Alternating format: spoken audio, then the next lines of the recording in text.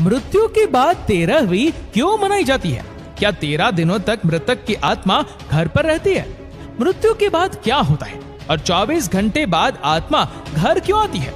Video and तक जरूर देखना। मौत से कुछ घंटे पहले इंसान के पैरों के नीचे से अर्थ सोल चक्र डिस्कनेक्ट हो जाते हैं। मतलब इंसान का धरती से कनेक्शन टूट जाता है और पैर ठंडे पड़ जाते हैं। मरने के पहले इंसान का उसका संपूर्ण जीवन जन्म से लेकर मृत्यु तक फ्लैशबैक की तरह स्पीड से दिखता है। अकॉर्डिंग टू साइंस ये सपना लगभग 7 मिनट का होता है। उसके बाद दिमाग काम करना बंद कर देता है और अंत में इंसान अपनी सुनने की शक्ति खो देता है, जिसके बाद एस्ट्रल कॉर्ड टूट जाता है, जो कि एक तरह से शरीर और आत्मा का कनेक्शन है, जिसके टूटने से आत्मा शरीर से मुक्त हो जाती है। लंबे समय से शरीर में रहने के कारण वो बॉडी को छोड़ने से मना करती है। वो फिर से बॉडी में प्रवेश करने की काफी कोशिश करती है, लेकिन वो असफल रहती है। जैसे हमारे लिए किसी की मृत्यु को स्वीकार करना मुश्किल होता है, वैसे ही आत्मा भी शरीर की मृत्यु को मानने से इनकार कर देती है। शरीर छोड़ने के बाद आत्मा बॉडी के 15 फीट ऊपर हवा में तैर रही होती है। वो अपने परिजनों को रोता हुआ देखती है। उसके बारे में बोले गए शब्दों से किसी शोर की तरह सुनाई देते हैं। हिंदू ग्रंथों के अनुसार रात के समय अंतिम संस्कार नहीं किया जाता, उसे सूर्य देव की पहली किरण के बाद ही जलाया जाता है।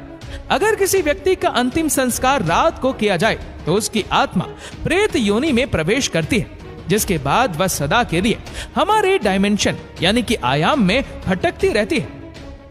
मृत्यु के बाद शव को एक पल के लिए भी अकेला नहीं छोड़ा जाता।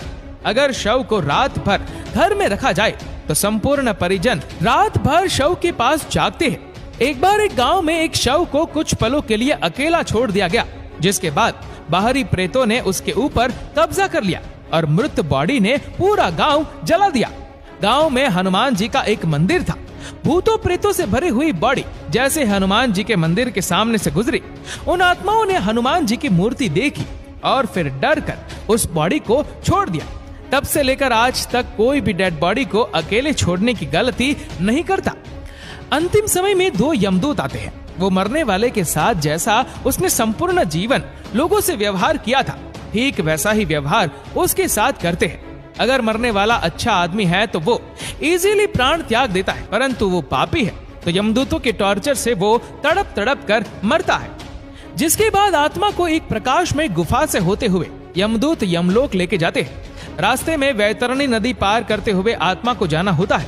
यह नदी आग से लथपथ होती है। जिसने अच्छे कर्म किए हैं वह आसानी से इस नदी को पार कर लेता है, लेकिन अगर कोई पापी व्यक्ति है तो उसे काफी पीड़ा भोगनी पड़ती है। जिसके बाद उस आत्मा को यमराज के सामने खड़ा कर दिया जाता है। फिर चित्रगुप्त जी उस व्यक्ति के पाप और पुण्य का लेखा जोखा यमराज के सामने रखते हैं। उसके कर्मों के आधार पर उसे स्वर्ग या नरक भेजा जाता है। गरुड़ पुराण के अनुसार कुल 36 प्रकार के नरक है। यहाँ बताई गई यातनाएं किसी की कल्पना से भी खतरनाक है। अगर कोई व्यक्ति सुसाइड यानी आत्महत्या करके प्राण त्यागता है तो उसे और भी कठिनाई सहनी पड़ती है, क्योंकि उसने निर्धारित समय से पहले ही हार मान ली। ये शरीर हमारा नहीं है, ये किराए का मकान है जिसे कुछ समय के लिए यूज करने के लिए मिला है। ये मिट्टी का है और एक दिन मिट्टी में ही मिल जाएगा। गरुड़ पुराण के अनुसार हमारे वास्तविक जीवन में किए गए हमारे कर्म ही हमें स्वर्ग या नरक दिलाते हैं। उसके बाद अगर कोई साधु या तपस्वी है तो उसे मोक्ष की प्राप्ति हो जाती है। सबसे बड़ा सवाल ये सब बातें हमें कैसे पता? गरुड़ देव जिनका बल अतुलनीय है, वे एक 700 इंद्र को पराजित कर सकते हैं। गरुड़ देव स्वर्ग से अमृत कलश लेकर उड़ गए थे, लेकिन उन्होंने अमृत पान नहीं किया। उन्हें बिना अमृत के ही अमरता प्राप्त हुई। ये वरदान उन्हें स्वयं श्री हरि नारायण ने प्रसन्न होकर दिया था। गरुड़ देव तो अमर है, उन्हें नहीं पता कि मृत्यु के बाद क्या होता है, इसलिए जिज्ञासावश उन्होंने श्री हरि नारायण से यह प्रश्न पूछा और इसी ज्ञान को हम गरुड़ पुराण के नाम से जानते हैं। भगवत गीता में श्री कृष्ण ने कहा था, आत्मा न तो पैदा होती है और न ही वह मरती है, वो तो सिर्फ वस्त्र की तरह एक शरीर से दूसरे शरीर में प्रवेश करती है।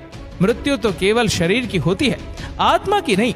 ये जीवन मृत्यु का चक्र यूं ही चलता रहता है। इसीलिए don't die before you are dead, मरने से पहले कभी मत मरो। अंतिम समय में राम नाम सत्य है, इसीलिए कहा जाता है क्योंकि वही संपूर्ण जीवन का सार है। श्री राम ही सर्वश्रेष्ठ है, वही सत्य है।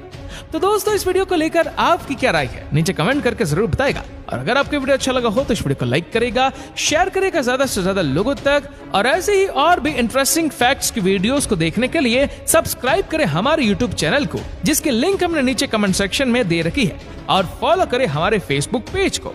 धन्यवाद।